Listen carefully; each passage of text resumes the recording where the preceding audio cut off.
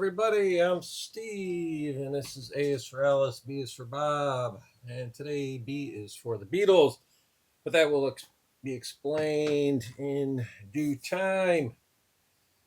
You know what? I was originally just going to make this a video. I had this idea every once in a while. I'll think of it when I'm listening to a band or whatever, which is the most disposable member of the band. And after seeing the popularity that NLB, No Logo Brian, aka the embryonic robot, the response he got for his difficult tag, I thought, you know what? I'll just make this a tag because this is very difficult. It's hard to kick out a member of one of your five favorite bands.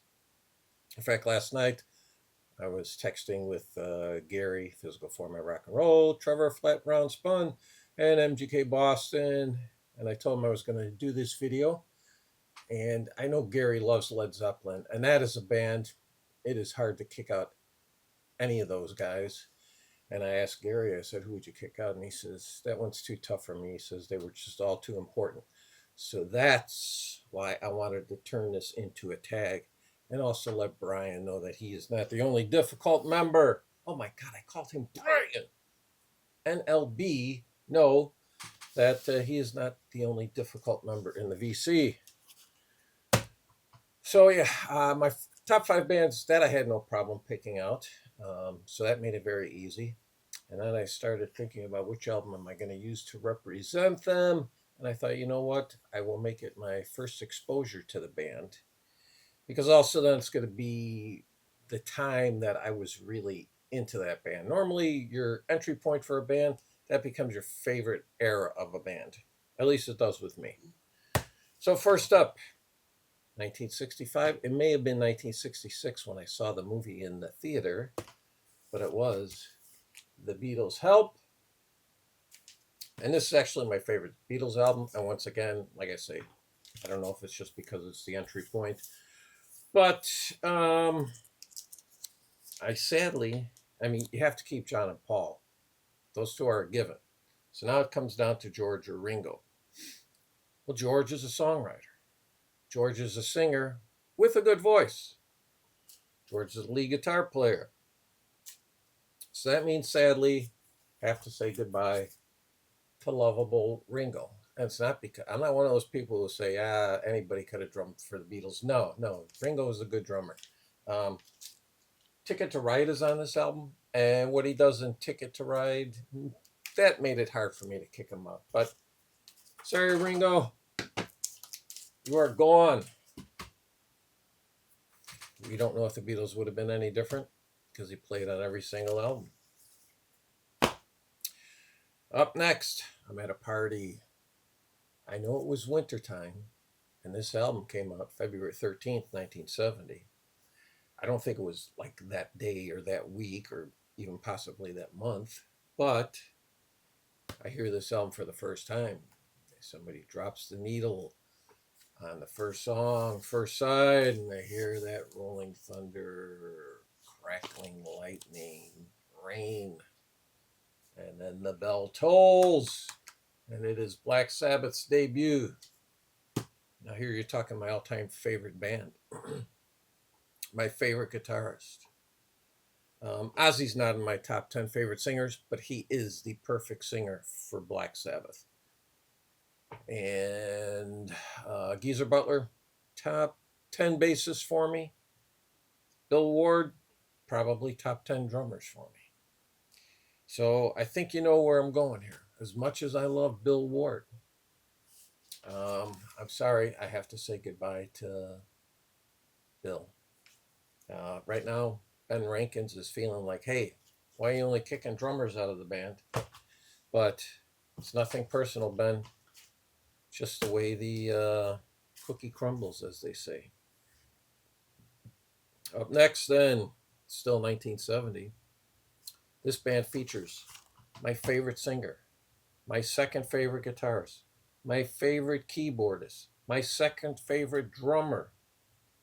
And then the bass player, I don't even know if he's in my top 10. He's a good bassist, but He doesn't do anything extraordinary. I mean, him and Ian Pace make for a great rhythm section, and he does contribute with production and songwriting and lyrics.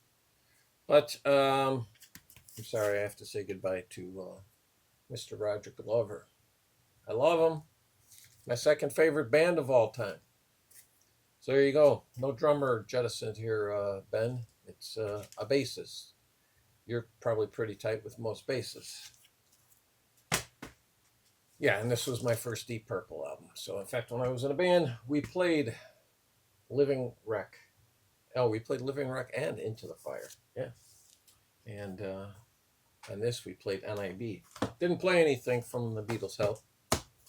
Up next, then, this comes out in 1971. The first of their two albums from 1971. Saw this album cover and I said, I gotta buy it. Hadn't even heard this single yet. And that is Love It to Death by Alice Cooper. Look at that album cover. And then, you know what? These guys even look cooler on the back. I mean, come on. So, is Alice Cooper in my top 10 singers? No. Yeah, maybe. I don't know. I'd really have to do a ranking on that. But nobody growls like Alice Cooper. Nobody has the snarl or kind of attitude that Alice Cooper has. So he might be in the top 10. Dennis Dunaway, definitely an underrated bassist. He is a top 10 bassist. Neil Smith, what he does on $1 Billion Babies and Halo of Flies, he gets a pass.